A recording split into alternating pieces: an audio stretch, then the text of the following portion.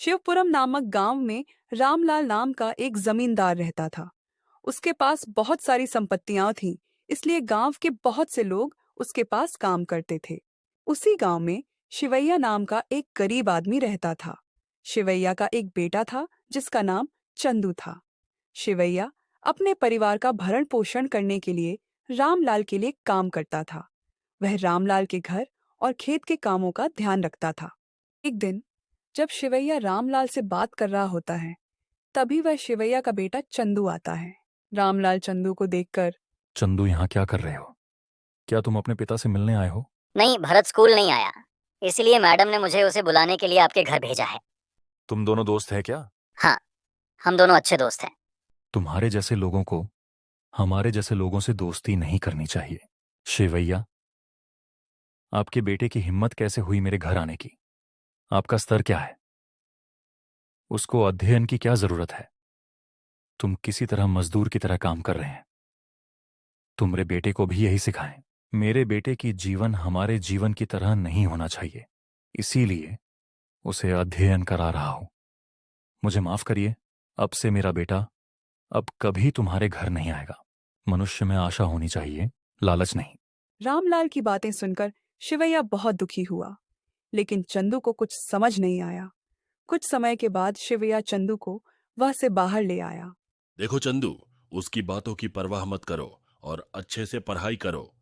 और पढ़ाई करने के लिए स्तर की कोई आवश्यकता नहीं है। पापा, उसने ऐसा क्यों कहा? स्तर क्या होता है? उसने किस स्तर की बात कर रहे थे? उन्होंने हम गरीब हैं और वे अमीर हैं, इस बात को स्तर कह रहा था। स्कूल में चंदू भरत से, भरत, तुम मुझसे बात मत करो। तुम्हारे पिता नहीं चाहते कि मैं तुमसे बात करूं। मेरे पिता वैसे ही बात करते रहते हैं, उनकी बातों को परवाह मत करो। हम अच्छे दोस्त की तरह रहेंगे। दूसरी ओर शिवैया घर आकर, राधा, हम अपने बेटे को अच्छी शिक्षा देना चाहते थे, है ना? हाँ, लेकिन जब वह बड़ा हो जाए तो उसे शहर में पढ़ने को जाता है, तब उसको पैसे की जरूरत पड़ेगा। हम नहीं चाहते कि हमारा बेटा हमारे जैसा बने। चाहे कितना भी खर्च हो जाए, हम उसको अच्छी शिक्षा दिलाना चाहिए और मैं उसकी पढ़ाई के लिए खूब मेहनत करूंगा। कल से मैं भी दूसरे घरों में काम करने जाऊंगी और पैसे कमाऊंगी। इस तरह चंदू अच्छी तरह से पढ़ाई जारी रखता।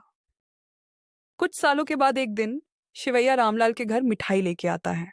क्या हुआ शिवैया, तुम ऐसे आए और यह मिठाई कुछ खुशी में है? मेरे बेटे ने 10वीं कक्षा में उत्तीर्ण हुआ है। अब तेरा बेटा उच्च शिक्षा कैसे प्राप्त करेगा?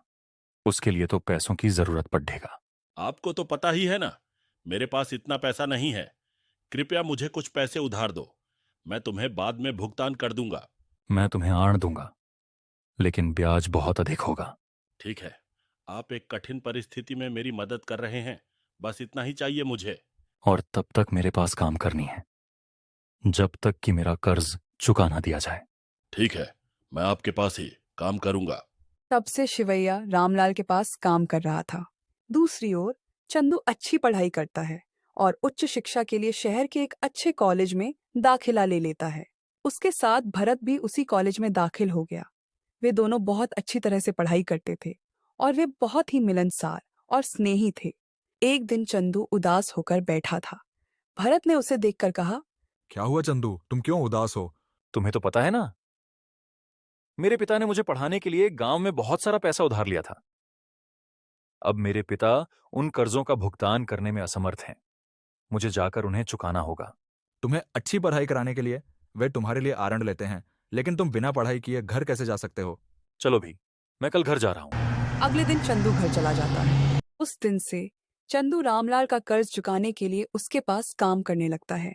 एक दिन जब शिवैया और राधा घर पर थे, तभी एक आदमी उनके पास आता है। आप चंदू के माता पिता हैं क्या? हाँ, हम चंदू के माता पिता हैं। मैं चंदू का अध्यापक हूँ और आपको कुछ खुशखबरी सुनाने आया हूँ। आप हमें कौन सी खुशखबरी सुनाने आए हो? चंदू ने इस साल अच्छी पढ़ाई की और अपने कॉलेज में प्रथम आया, इसलिए सरकार उन्हें मुफ्त में पढ़ाई की सुविधा उपलब्ध कराएगी और सरकार उनकी कॉलेज की फीस वहन करेगी।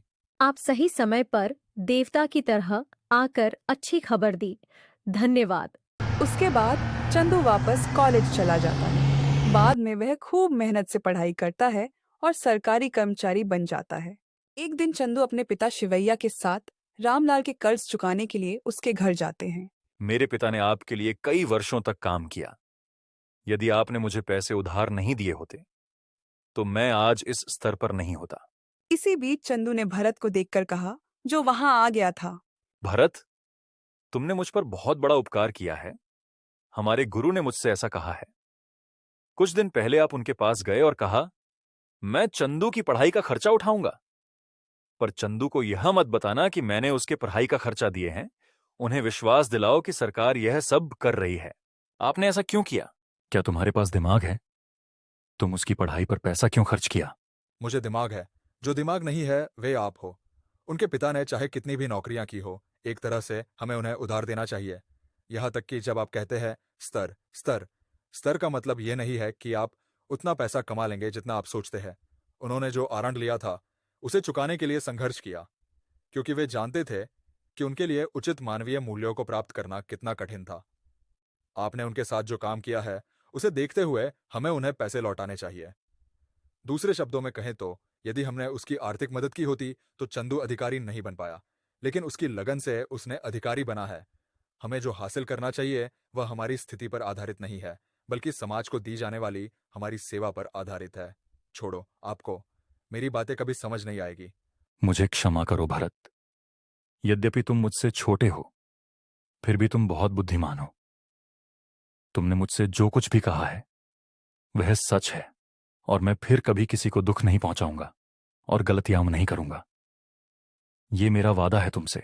देखो चंदू, याद रखें कि अगर मैंने तुम्हारी मदद की होती तो तुम ऊपर नहीं आते।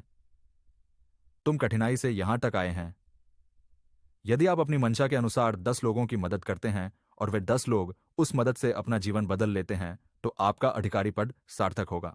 इस प्रकार चंदू और भरत अच्छे दोस्त की तरह व्यवहार किए।